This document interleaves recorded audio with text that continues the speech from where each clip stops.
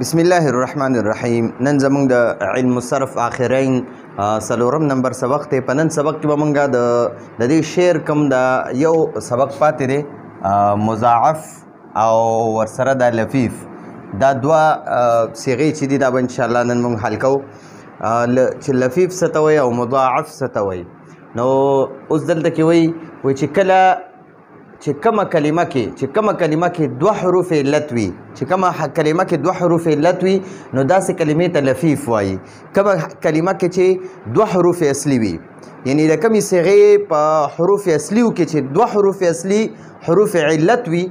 نو داسې صیغې ته یا داسې کلمې ته لفیف وایي. او د لفیف دوه قسمونه دي، یو ته لفیف مفروق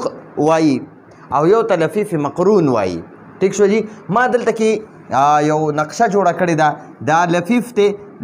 هغه صیغې ته وایي چې هغې کې دوه حروف علت وي. داسې صیغه چې هغې کې دوه حروف علت وي، واو الف یا نه پکې دوه راغلي وي نو هغې ته لفیف وایي. بیا دا لفیف دوه قسمه دي، د لفیف دوه قسمونه دي. که چېرته یو ځای وي، که چېرته دا دوانه حروف علت یو بل سره نږدې وي نو هغې ته لفیف مقرون وایي، او که د یو بل نه جدا وي نو لفیف مفروق ورته وایي. لفیف مقرون د قرن نه جوړ شوی، قرن یو ځایوالي ته وایي. نو لکه مثلا ګورئ طواوا دی چې دا په اصل کې طوایا دی، طوایا. نو ګورئ دا عین کلمه او لام کلمه دا دوانه حروف علت دی یو بل سره یو ځای دي، دوه حروف علت. د دې صیغې فا کلمه دا طوا ده. ٹھیک شو جی. دا طوا فا کلمه ده او دا واو عین کلمه ده او دا یا چې ده دا لام کلمه ده. نو ګورئ دا فا کلمه حرف علت نه دی، نور عین کلمه او لام کلمه دا دواړه چې دي حرف علت دي او یو بل سره یو ځای دي، ملاو دي، یو بل سره لګېدلي دي. نو دې د وجې نه دې ته لفیف مقرون وایي. لفیف خو هغې صیغې ته وایي چې دوه حروف علت وي، نو دې کې دوه حروف علت راغلي. او مقرون هغې ته وایي چې یو بل سره دا حروف علت یو ځای وي. نو ګوره یو واو دی یو یا ده، نو دا یو بل سره نږدې دي، نو دې ته لفیف مقرون وایي، لفیف مقرون. نو دا طوا چې دی دا د فعل قسم دی، د فعل مثال دی. او دا وحیون چې دی که نه دا تویون دا د اسم مثال دی. په دې کې دا دوه حروف علت دي. ګورئ داسې جي تویون. نو دا تویون په اصل کې دی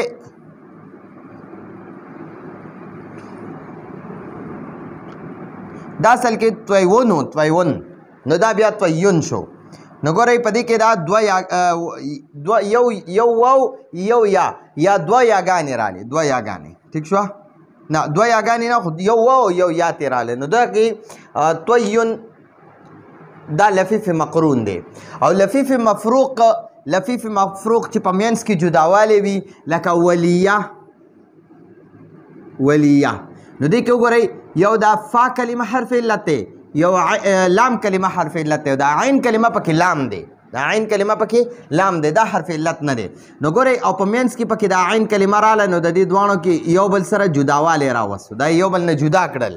نو دې ته لفیف مفروق وایي. یو بل سره فرق پیدا شو، جداوالی پیدا شو. ٹھیک شو جی. یا دغه شانتې رما شو، رمیا نه ولیا او یا وحیون. په دې وحیون کې یو واو دی او یو یا ده، او دغه شانتې په دې ولیه کې یو واو دی یو یا ده، او په منځ کې پکې بیا جدا حرف دی. نو دې ته لفیف مفروق وایي چې یو بل پکې نه جدا وي حروف علت، او چې یو بل سره حروف علت یو ځای وي دې ته لفیف مقرون وایي. نو اوس تعریف کوو د لفیف مفروق تعریف. داسې کلمه چې فا کلمه او لام کلمه حرف علت وي، چې فا کلمه هم حرف علت وي او لام کلمه هم حرف علت وي، نو دې ته لفیف مفروق وایي. لکه ولیه. نو یو به فا کلمه وي حرف علت او یو به لام کلمه حرف علت وي، دا عین کلمه به پکې حرف علت نه وي. نو داسې چې دوه حرف علت پکې راشي، فا کلمه او لام کلمه، نو دې ته لفیف مفروق وایي. لکه ولیه او وحیون. لفیف مقرون څه ته وایي؟ د لفیف مقرون تعریف زده کړئ. داسې کلمه چې عین کلمه او لام کلمه یا داسې صیغه یا داسې لفظ چې عین کلمه او لام کلمه حرف علت وي لکه طوا دا طوا چې په اصل کې طوایه دی نو دا دلته کې وایي چې عین کلمه هم حرف علت وي او لام هم کلمه حرف علت وي دا فا کلمه حرف علت نه وي نو دا واو عین کلمه دی دا هم حرف علت دی او دا یا چې دی دا لام کلمه ده دا هم حرف علت دی نو عین او لام دا دواړه حرف علت دي نو طوا او طیون نو دا لفیف مقرون دي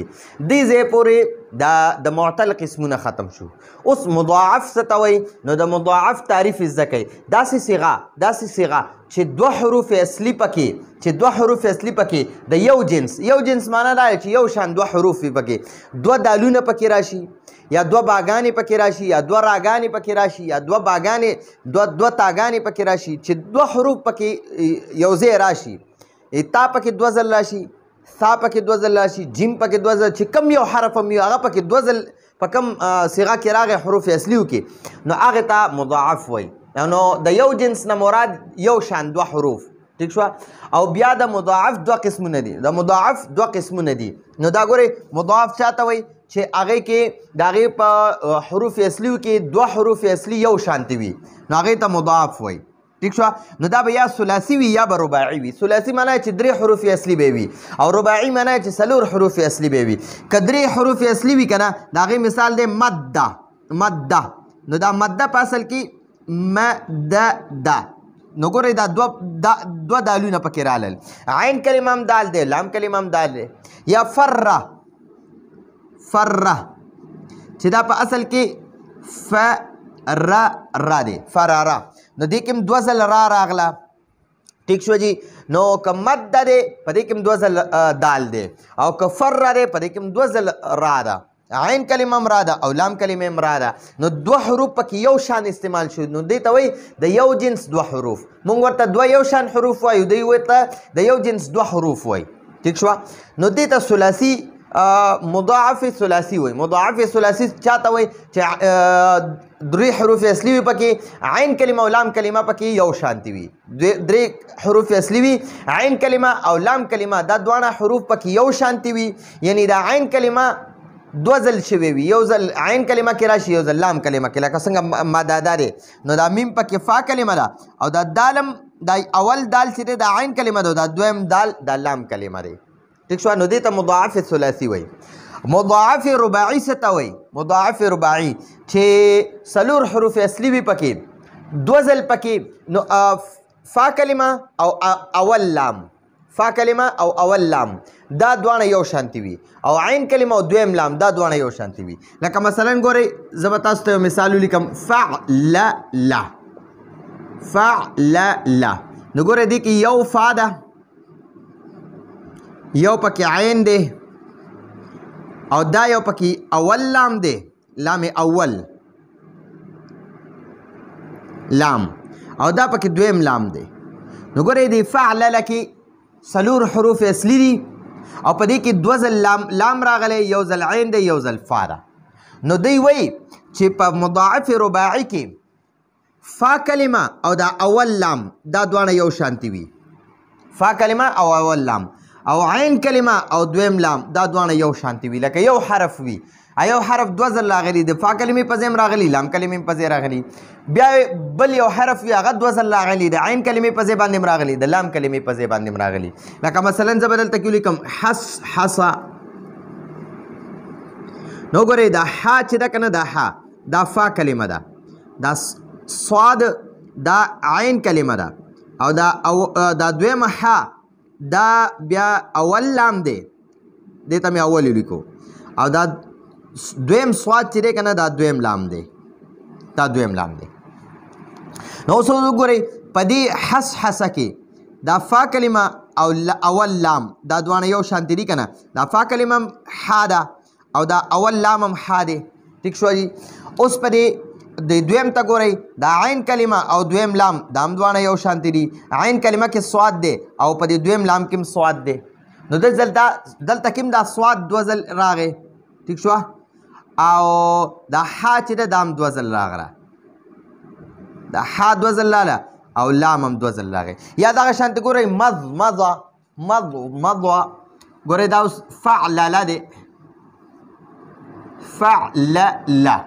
بر وزن مضمض مضمض بر وزن فعلل مضمض مضمض نو ګورئ دا فا کلمه چې دی دا میم دی او دا اول لام دا میم دی وګورئ نو دا اول لام او دویم میم او دا فا کلمه او اول میم دا دوانه یو شو نو مضمض فعلل بر وزن مضمض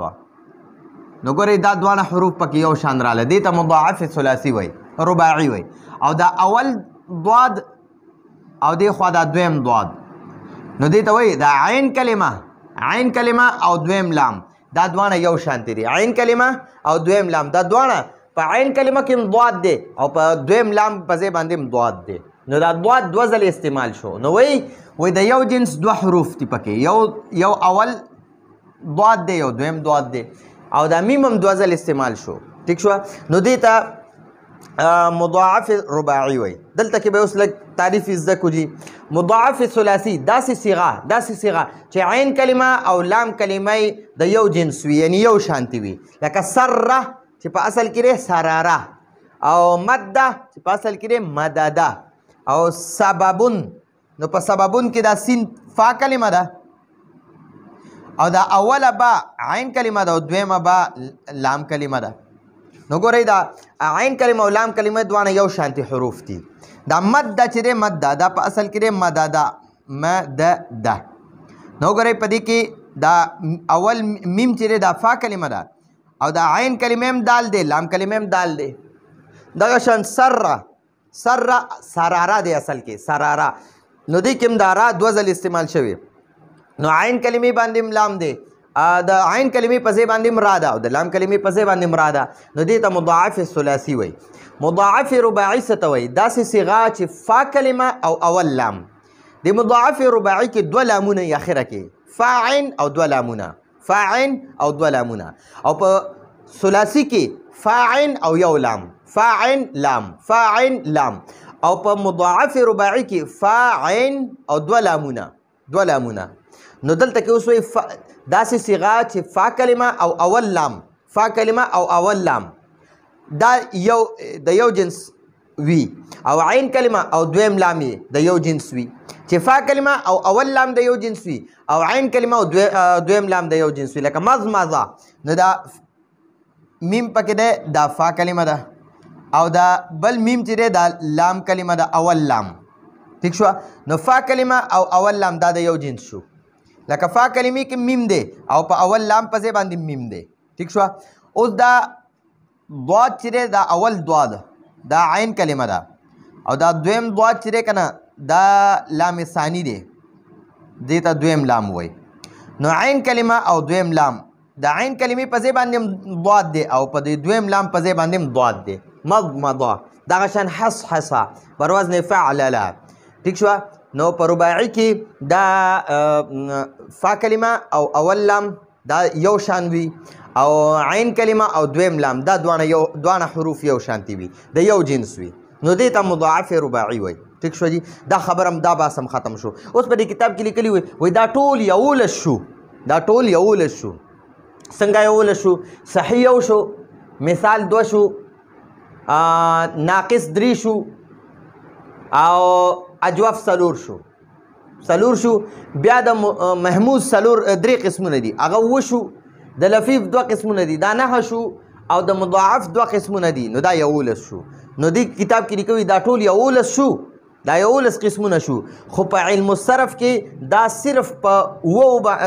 قسمونو باندې تقسیم کړي دي څنګه چې د بره شعر نه معلوم شو لکه صحیح مثال مضاف لفیف ناقص محموز او اجواف نو دا زموږ سره د 7 اقسام و باس ختم شو نو ان شاء الله دینه پس په بیا ورو تعلیلات پکې کو نو دا زموږ د نن ورځې درس راتلونکي درس پر اجازه غواړو هذا هو المرام والله اعلم بحقيقه الكلام